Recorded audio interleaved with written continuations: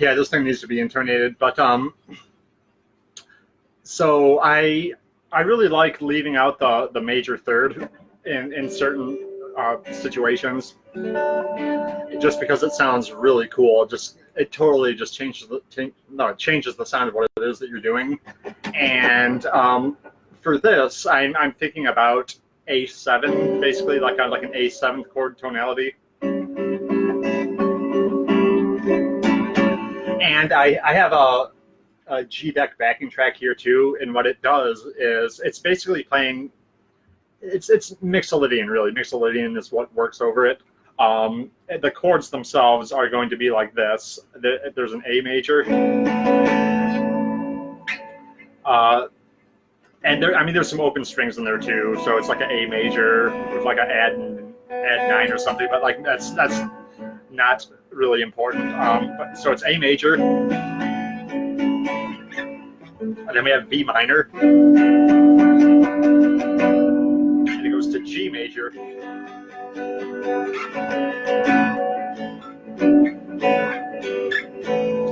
If you're just doing kind of basic chords, it would be like A, B minor, A, G, A. But when you play the chords in this position, I don't know, it just kind of makes any kind of modal phrases that you're doing over it really just kind of stand out more. It has that really strong kind of Mixolydian sound, even when you're just doing the chords. It has the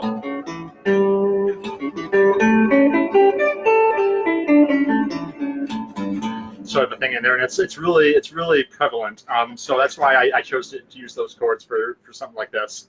But so if we're just going to be thinking about a Mixolydian, which is what I'm going to be thinking about here, and Mixolydian was just this scale here. It has 1, 2, 3, 4, 5, 6, flat 7, 1. Or if you want to think about the actual notes, there's a A, B, C sharp, D, E, F sharp, G, and then back to A. Or if you just want to think about the frets that it's on, it's 5, 7, 4, 5, 7, 4, 5, 7. So what I'm going to be doing here is I'm going to be playing Mixolydian, but I'm going to be leaving out the major third. I'm going to be leaving out that C sharp. I'm planning on, I'll play it here and there if I think I'm kind of losing sight of what the actual key that I'm playing in sounds like. It probably won't happen, but I'm probably just going to play it here and there anyway. But for the most part, I'm going to be leaving the C sharp out, and that I'm going to be using the other notes, which is C, A, B, D, E, F sharp, G, and then back to A.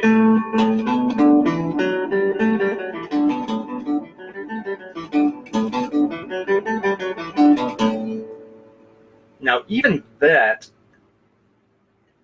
it doesn't sound like much, but the idea is to just kind of use those notes in a way that makes them sound, interesting, melodic. It just, sound really cool. So, and just one final thought is, just for something like this, I find that it doesn't work nearly as well over like something like a major 7 chord, or a chord with a major 7th in it. because when you take out the third, you're actually getting rid of a lot of that resolution in there. And if you're doing it over a dominant chord, then playing the flat 7 in there, it doesn't really force like a strong sense of resolution. You know, your ear's going to want to hear some kind of resolution from the major 7 back up to the 1, but it just doesn't have the right sound to that meshes with just the overall tonality of what I'm going to be doing. So that's why I'm going to be doing that over A7 instead. And you could probably do this over like a just kind of doing the equivalent chord progression, but doing it for minor instead of major or Mixolydian. I would just do that backing track too, but it takes too long to get to try and get the backing track right. So the idea again is just we're taking a Mixolydian and we're leaving out that third, and that's going to allow a lot of cool stuff like suspended chords, you know, like a 1, a 4, and a 5.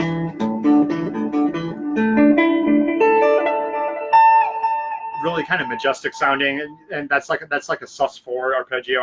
I've mentioned these before, but I'm just kind of talking about those again for a minute. And there's also like a sus2 arpeggio, which is just kind of like doing the 1, the 2, and the 5.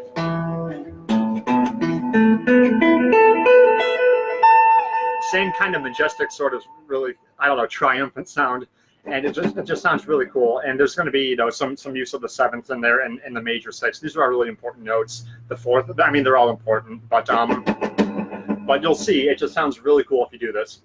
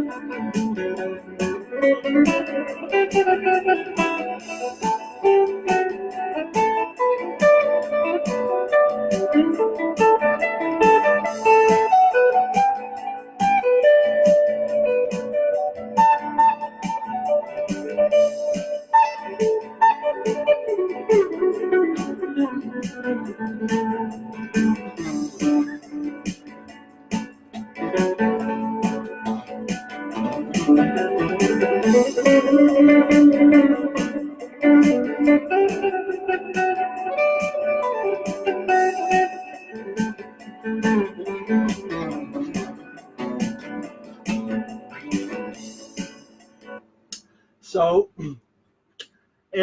I'm finding it a little bit tricky right now to kind of connect the different phrases.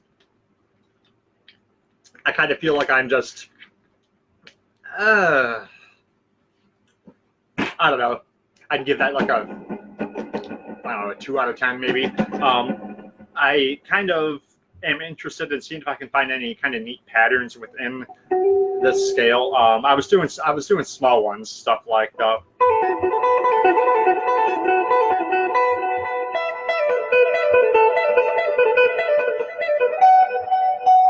it would be like something like a.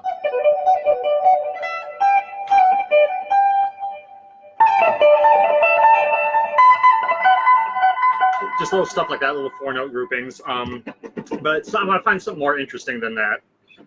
But you can also hear in there just those suspended arpeggios. Just they're so cool. You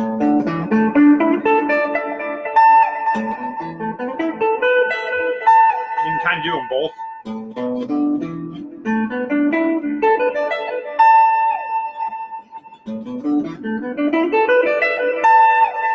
That was just doing like a 1, and then a 2, and then a 4, and then a 5.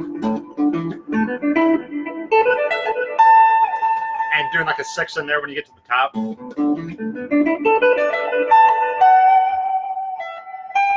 Like the flat 7 in there, just kind of as once you get to the top of that double suspended arpeggio. That's not the actual name for that, but that's kind of what it is. But I'm going to see if I can find more interesting shapes and patterns within this Mixolydian scale without the third.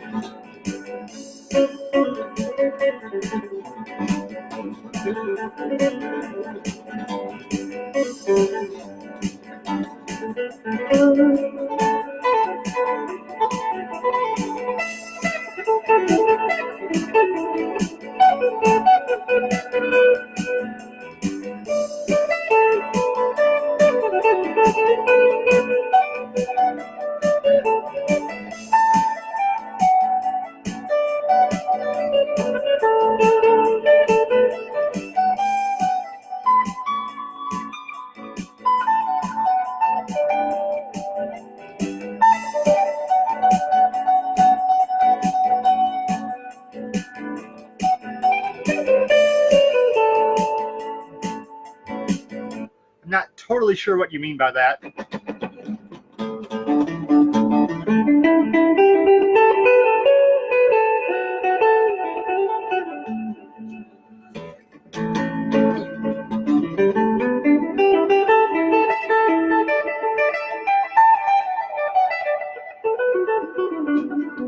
Yeah, there were a couple of thirds in there. I mean, I said I was going to do that. For the most part, I kept them to where I wanted to do them, but there were a couple of times in there where I slipped up and did them on accident.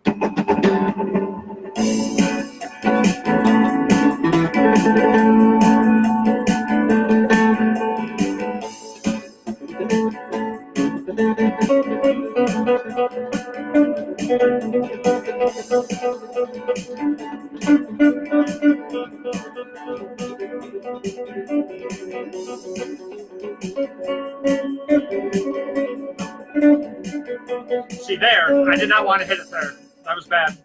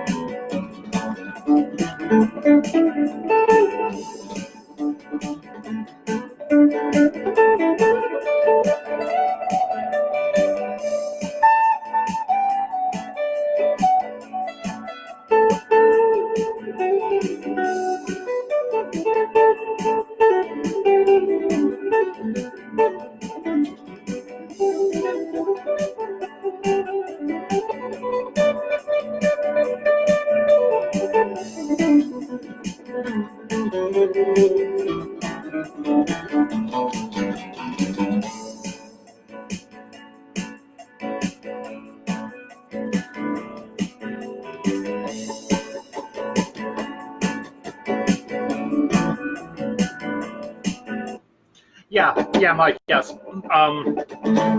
This is just a. I don't know. It's really kind of strange because a lot of times if you leave out a really important note like that, especially if you do it repeatedly on purpose, I mean, especially it's the note that determines whether a chord is even major or minor. You know, it's a big deal.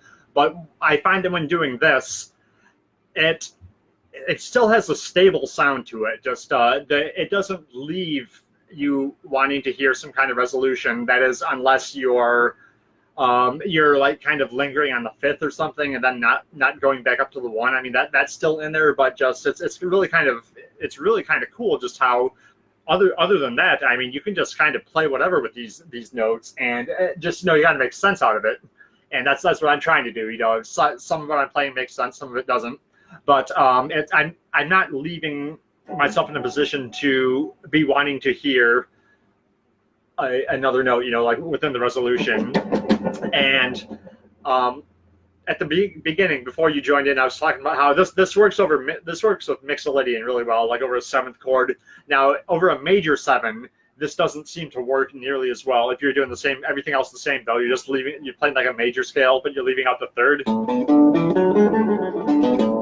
It's just like having that major seven in there. The major seven really wants to resolve up to the one, but it really takes away from the stability of the different intervals in there, and it does not really serve this sort of purpose very well at all, especially not as well as doing the flat seven does.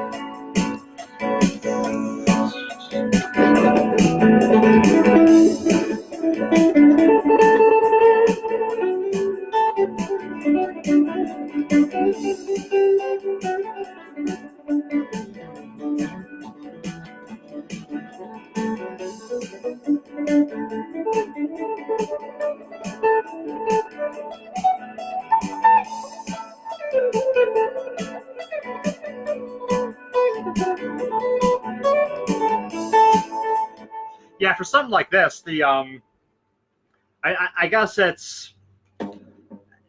mean, it's like that all the time, really. If you think about it, you always want to go back to the root note, or else you're going to lose the sound of what you're doing. But for something like this, it's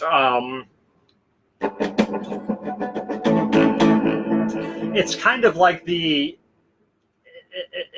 notes, like the root note here is more of an anchor point than in a lot of other applications, just because you're not having the sound of the third in there to just kind of like cement the fact that you're playing a major chord or you're playing something in a major key. You know, when that's absent, even though all the other notes sound really cool, if you stray away from the root note, in this case, too far, then there's not really much else that really, really strongly defines it. It's, you know, it's kind of like it's implied by the other notes that you're doing that it's still sort of a Mixolydian tonality. And especially got to mention here that in the backing track, the first chord I'm playing has the major third in it too. So I guess that leaves a little more leeway to get a little more experimental and kind of veer off of that direction, because the A in the chord is going to be there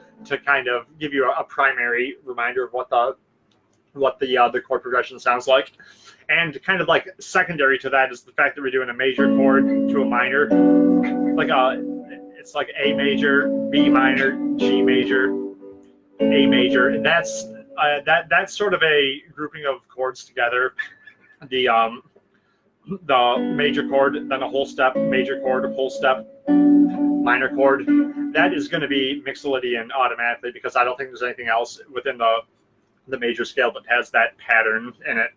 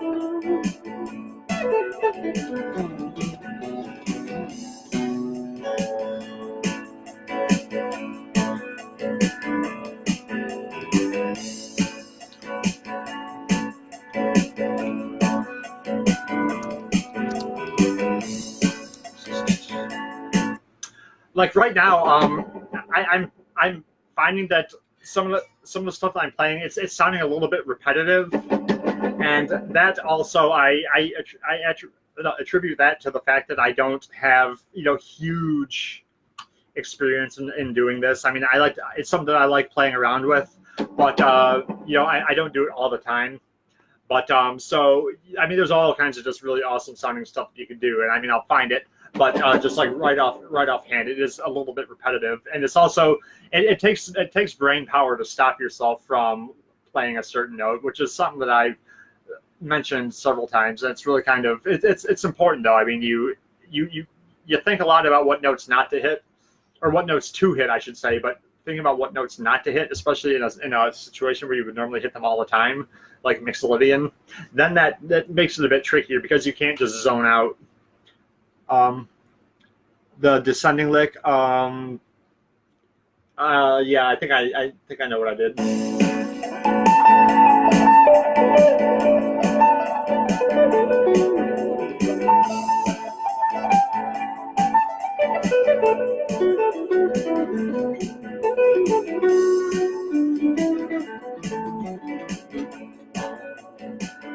Yeah, something like that. What that was is that was a kind of like a modified version of a pentatonic sort of pattern that I like to do, which is it's very Japanese sounding. It's like whenever you hear like the Japanese music with the flute, it's pentatonic, and when you do it in this pattern, it's kind of like this. So I'll show you what it's like in pentatonic here, and then basically what we're doing is just swapping out the major third for, you know, like the fourth or the second or whatever it may be that we need to do at the time. But so here's what we do. So it's like going like this. Say we do a descending pentatonic starting on our high A. Yeah.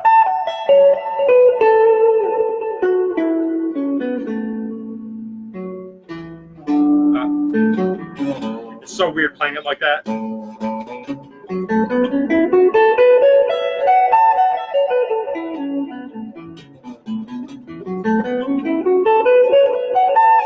Basically, if you take that pentatonic and then you do the first note, and then you skip the next one, and then you go back up to the note that you skipped, there's that stagger pattern that I do all the time of skip one, go back, skip one, go back, skip one, go back, and we get this.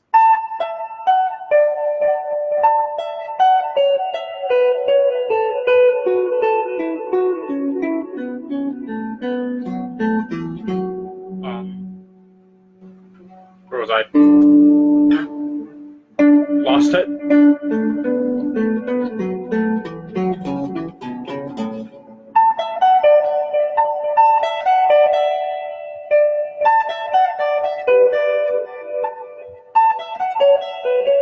Yeah, there it is. Yeah, I'm so used to not playing the third now. I'm screwing myself up.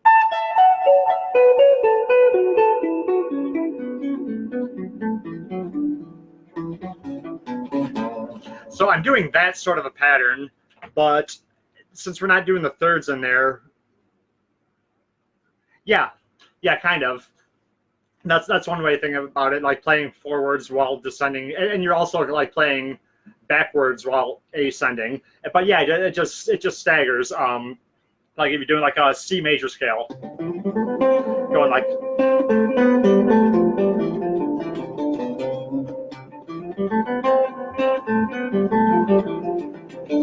That sort of a thing.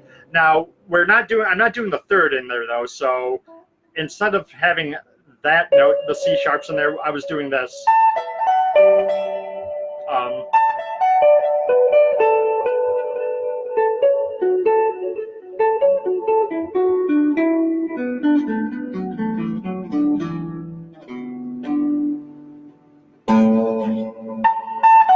The scale itself, just going straight down, would be.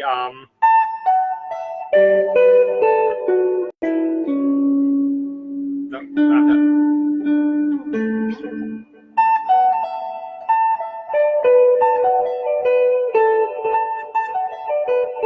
Yeah, okay.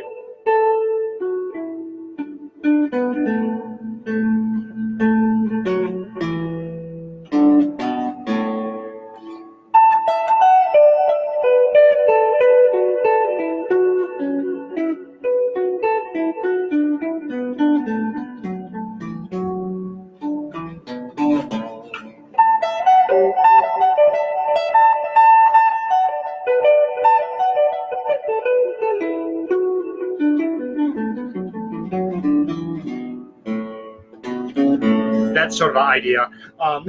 That's just that cracks me up to no end. That I can play that, improvising it without a problem, but then actually just stopping and trying to play it intentionally, it gets so much harder.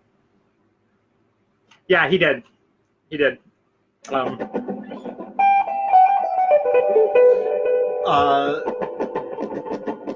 What did he do? He'd do like the something like that.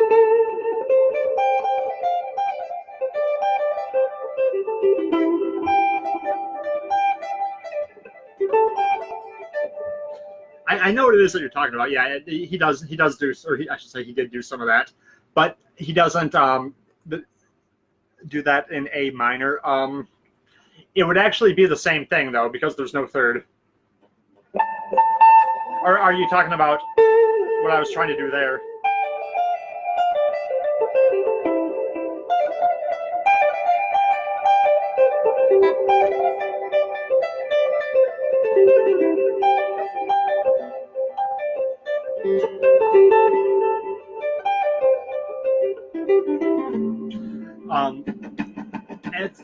It's yeah, and I'm hearing it like Mr. Crowley and stuff like that, but do what in D minor? That's are you okay?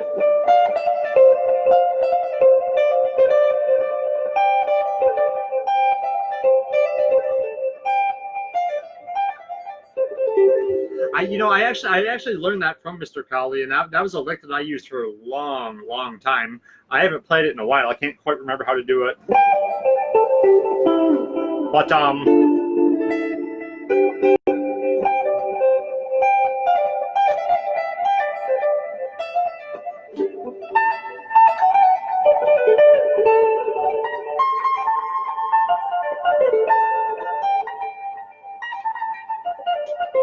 yeah, I don't know. I mean, I'm not gonna figure it out, perfectly right here. Was it B minor? Okay. I'm thinking of Mr. Crowley, which is D minor, because I know he at least does it in that. But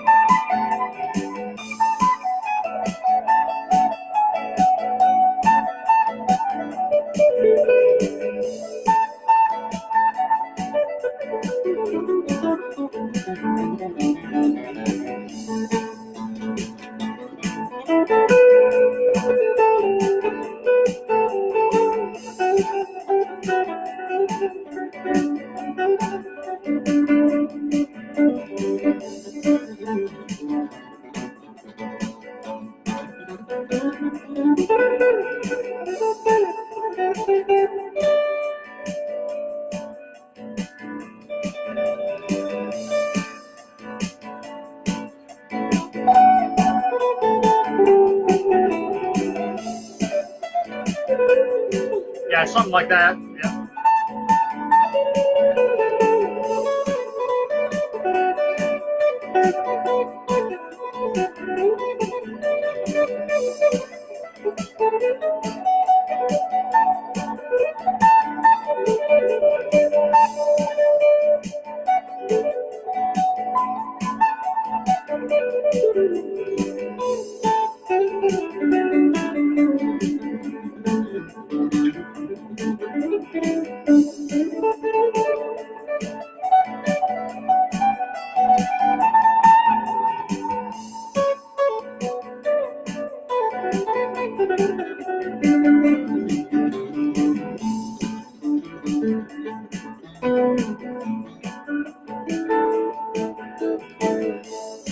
I'm thinking of taking you take other things that I do commonly that require a third and removing the third and replacing it with something else and seeing what happens. I started doing a little bit of it with I really like doing this I mentioned it in the video before. This kind of like a major add 9 sort of a thing where you go like this.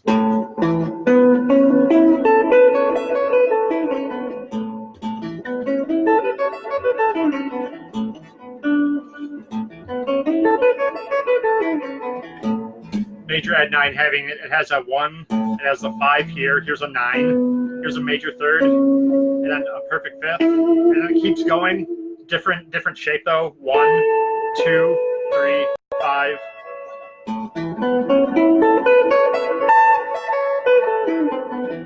Now replacing that third, what are we going to replace it with? Well, we're already playing the 9 here, so we can't do that because we would just be doubling up.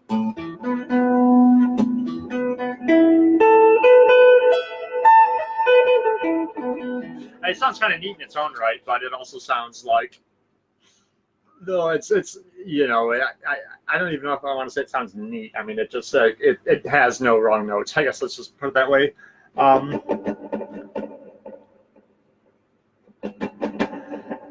Yeah, Mike, usually I do. I try to stick to the 2 positions as much as possible because it just to me it just makes sense. And there's you know, plenty of exceptions too. Stuff where you're doing, you know, 2 fingers on the same fret, for, you know, depending on what you're doing.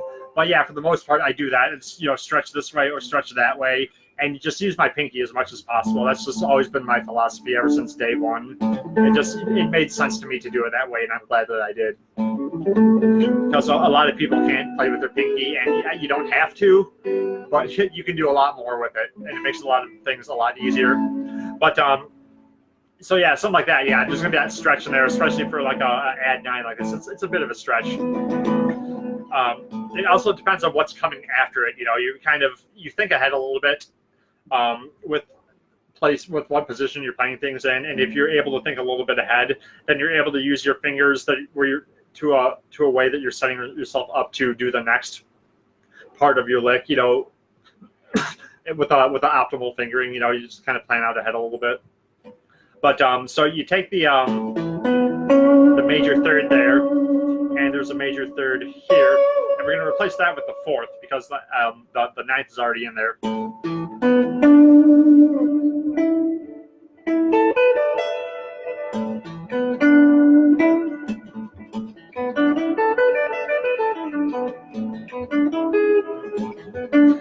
But, real quick, did you hear that major 7 in there? It just does not work.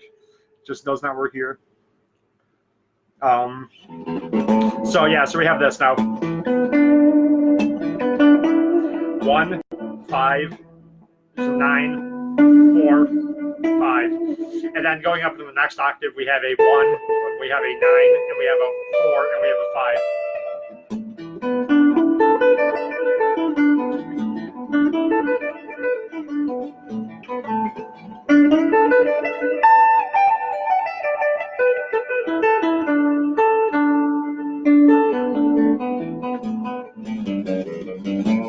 Just doing the equivalent of it. Yeah, Mike. They're the blues guys. They typically don't. It's pretty unusual to see blues guys use their pinky. I mean, especially extensively. I can't think of any of them who does use it extensively. Some, you know, do it here and there, and it never I never had that problem just because I'm not a blues-based player. You know, I may be based off of guys who were blues-based, but I'm not directly blues-based. So I started just playing around with the pinky immediately. It just made sense to me from day one that you should, you know, do it. But there was that. What else can we do that's normally major? I've done the arpeggios themselves extensively. I mean, and I have no problem with that just because how awesome they sound.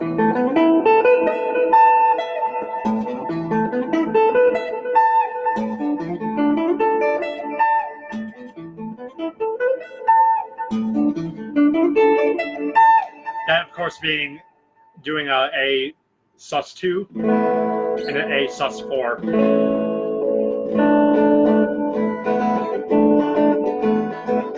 Just doing arpeggios instead.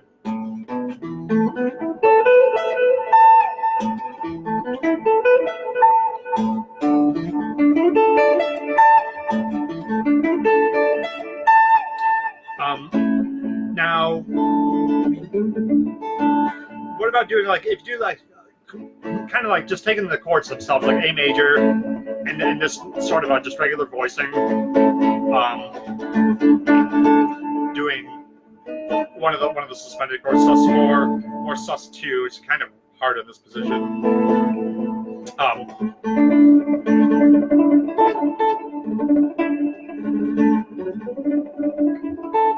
I like doing stuff like that a lot too. It's weird, just kind of like jumble of like a really heavy palm muting with a clean tone, but with like a lot of accents and just kind of trying to release at the right time. I mean, release the palm mute in order to get like a really cool blend of just muted notes and really kind of sharp non-muted notes in there, and trying to make something really kind of rhythmic out of it.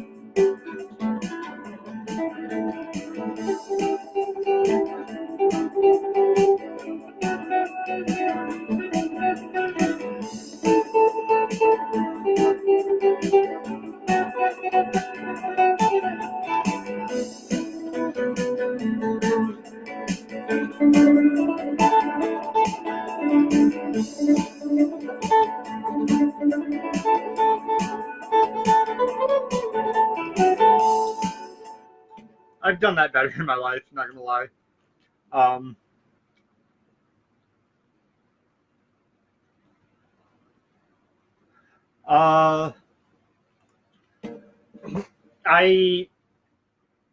I guess I kind of see the diagrams to a certain extent, I guess, but I don't know. That's always been an interesting question. I'm going to say yes, but it's a little bit different. It's a little bit hard to explain. It's something I probably can explain if I spend some time thinking about it. But I've had trouble putting that into words. I work diagonal patterns sometimes. It just really kind of depends on what I'm doing. I think that overall, at this point, I'm certainly seeing them over box patterns, probably more often. Although I do still see the box patterns too.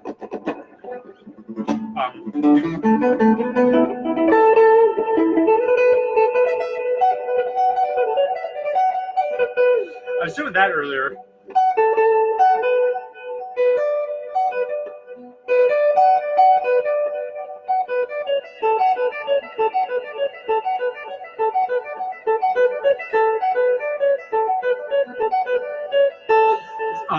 Little patterns like that within the scale are always cool too.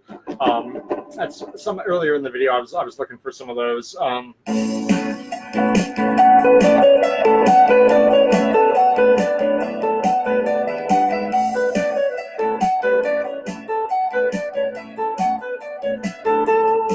Next would be.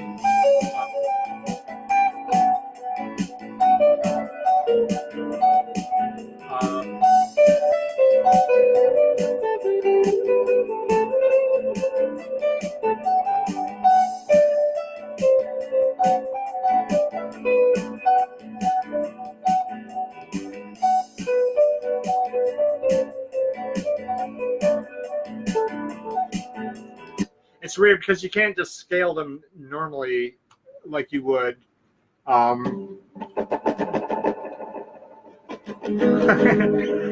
Jessica, that's you learn to stretch though. You can stretch. I can play things I never thought I'd be able to also for the same reason. Like I don't have big hands or like necessarily long fingers. I'm kind of tall, but still, like a lot of people my height, they have much longer fingers. But I had to learn how to stretch.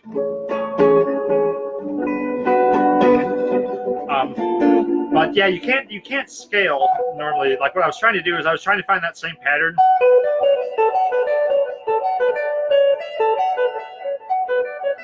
Kind of like going up to the next starting note that we can use. But then when you have notes being left out, then that really kind of screws it up. Because ordinarily, if we were just doing Mixolydian, the next part of that would be.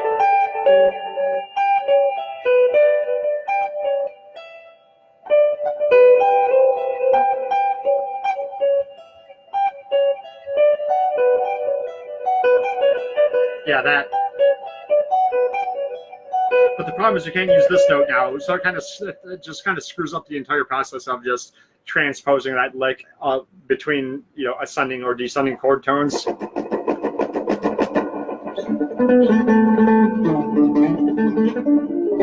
Yeah, I guess that's probably a good thing. I still think that seeing intervals though is that's a lot more important than seeing dots. That's what I try to look for. Yeah, well, I see like diagonals and dots more than like box patterns. I see intervals more than either of them. Because that's what lets you know if you know the intervals well enough to where you know what they sound like, then that's how you're able to hear things and know what they sound like before you play them, because you know what the interval sounds like.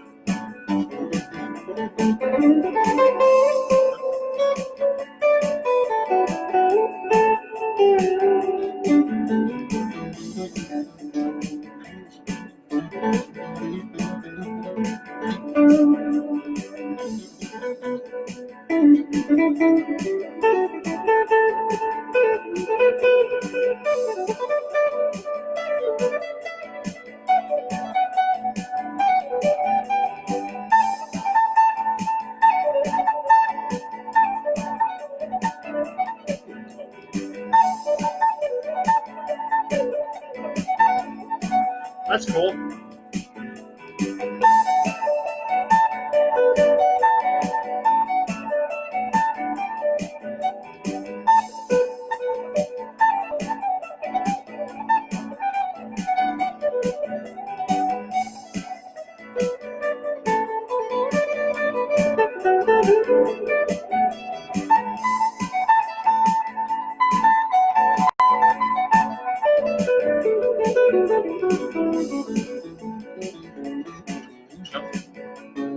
Didn't mean to hit that one.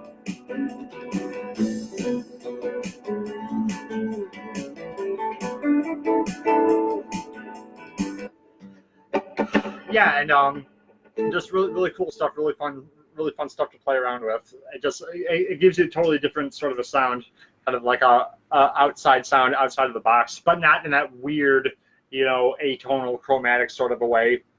Everything, it sounds very nice, very stable, very majestic is the word I like to use for it. Like triumphant and anthematic. It just sounds great. I'm gonna wrap this one up though. But yeah, that's something that's worth checking out. Thanks for your interaction, Mike and Jessica.